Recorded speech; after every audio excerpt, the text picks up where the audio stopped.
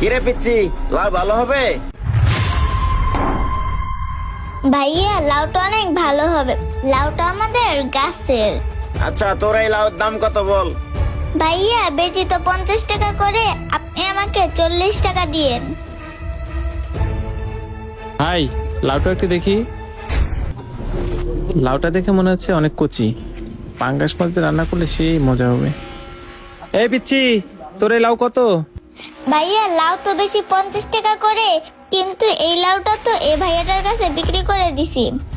এই শোন, লাউটা না আমার অনেক পছন্দ হয়েছে, আর উনি তোকে 40 টাকা দেবেন না, আমি তোকে 100 টাকা দেবো। এর চেয়ে ভালো লাউটা তুই আমাকে দে।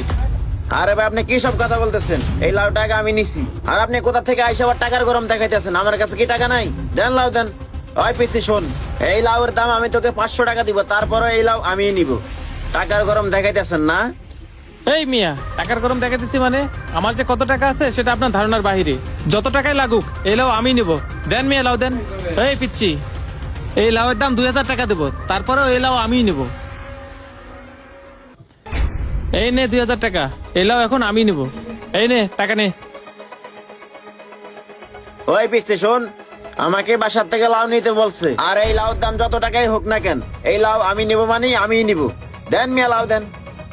আমার সাথে টাকার গরম দেখায়, হ্যাঁ? আমার যে কত টাকা আছে সেটা কি ওর ধারণা আছে? এই লাউর দাম 5000 টাকা দিলাম, তারপরে এই লাউ আমিই নিব। কি ব্যাপার, কিছুই তো বুঝলাম না। আমার লাউয়ের দাম 50 টাকা, কিন্তু ওনারা দিতেছে 5000 টাকা, কারণটা কি? এই মিয়া, আপনি আমার সাথে টাকার বাহাদুরি দেখাতেছেন?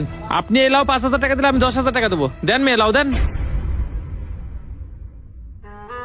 এই নে, এখানে 10,000 টাকা আছে, এই লাউ আমি নিচ্ছি মানে আমিই নেব। আইসে আমার সাথে টাকার গরম দেখাইতে। ওই মিয়া, আপনি যদি এই লাউ 10,000 টাকা দিয়ে নেন, আমি 20,000 টাকা দিয়ে নিব। হাই হাই, মানি ব্যাগে দেখি আর কোনো টাকা নেই, এখন কিভাবে লাউটা নিব? কি টাকার গরম শেষ? আচ্ছা মামনি, তুমি লাউটা ওনাকে দিয়ে দাও, আর আমার 5000 টাকা আমাকে দিয়ে দাও। এই মিয়া, একটু আগে তো খুব টাকার গরম দেখাইলেন, এখন ওকে 5000 টাকা দিয়ে সেটা আবার ফেরত চাচ্ছেন? আপনি কি ভিখারি নাকি? আপনার যদি অতই টাকা থাকে তাহলে এই 5000 টাকা ওকে দিয়ে যান না, দেখি দেখি আপনার টাকার গরম কত দূর। আমার টাকার গরম কত দূর? তুমি 20,000 টাকা দিয়ে লাউটা নেও না, পরে ঠিকই বুঝবা। ওই পেছে শোন, এই 5000 টাকা আমাকে আর ফেরত দিতে হবে না, এই 5000 টাকা আমি তোকে দিয়ে দিলাম। থাকেন মিয়া, ফাউল কোথাকার।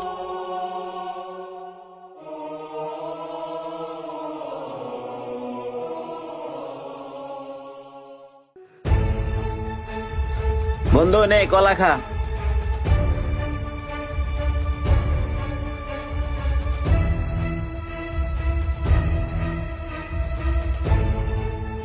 আচ্ছা ভাই, একটা কথা জিজ্ঞেস করি।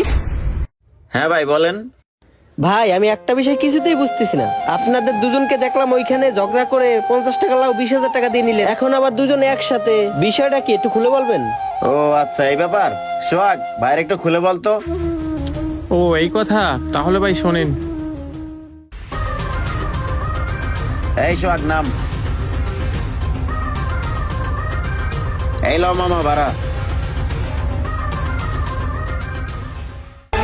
কি বললেন ডাক্তার সাহেব? আমার মার চিকিৎসার জন্য 10,000 টাকা লাগবে? ডাক্তার সাহেব, যেভাবে হোক আপনি আমার মায়ের চিকিৎসার ব্যবস্থা করেন, আমি 10,000 টাকা জোগাড় করতেছি। হে আল্লাহ, আমি এখন এতগুলো টাকা কোথায় পাবো? সোহাগ, মেয়েটার কথাগুলো তো শুনলি, মেয়েটার কথাগুলো শুনে আমার অনেক খারাপ লাগতেছে, এখন কি করা যায়? হ্যাঁ দোস্ত, আমারও মেয়েটার কথা শুনে খুব খারাপ লাগতেছে। আমাদের মেয়েটাকে সাহায্য করা উচিত, কিন্তু কিভাবে করব? হ্যাঁ, কিভাবে সাহায্য করা যায়, আইডিয়া শোন।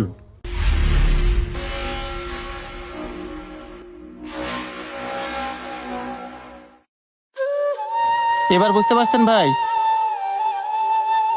হ্যাঁ ভাই, বুঝতে পেরেছি। তবে একটা কথা কি জানেন, আমি অনেক দানশীল লোক দেখছি, তবে আপনাদের মতন এরকম দানশীল লোক দেখিনি, কারণ আপনাদের দান করার কৌশলটা ছিল ভিন্ন রকম।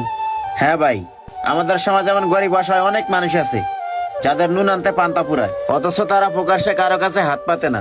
হ্যাঁ ভাই, মিরাজ ঠিকই বলছে। এখন যদি আমরা মেয়েটাকে সরাসরি সাহায্য করতে যাই তাহলে হয়তো বা ও সাহায্যটা নিতে লজ্জাবোধ করবে, এই জন্য আমরা এই কৌশলটা অবলম্বন করি। তবে ভাই একটা কথা কি জানেন, আপনাদের কাজটা আমার খুবই ভালো লাগছে। আচ্ছা ঠিক আছে ভাই, তাহলে আপনি থাকেন, আমরা এখন আসি। আচ্ছা ভাই।